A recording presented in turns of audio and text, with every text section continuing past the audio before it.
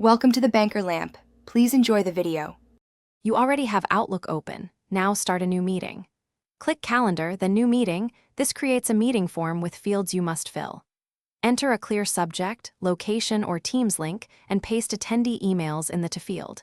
Set a duration and pick a start time that matches your time zone. This prevents confusion.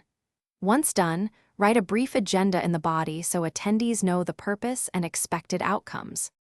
Now refine the meeting details.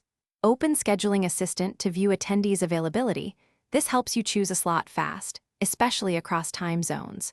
Add rooms or equipment as resources so reservations are handled automatically. Make someone optional if they only need to be informed. Then configure recurrence for repeating sessions and set a reminder so no one forgets. Also check response options. Request RSVP and block the calendar when accepted, which reduces double bookings. Finish by attaching any documents and rereading the agenda. Clarity saves meeting time. Click Send to deliver invites, then monitor tracking to see who accepted, declined, or hasn't responded. Use that to follow up. If attendees report missing invites, make sure their addresses are correct and not blocked.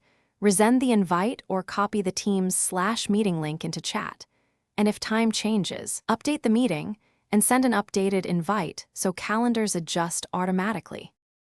Thanks for watching. If this was helpful, leave a like and consider subscribing. See you next time.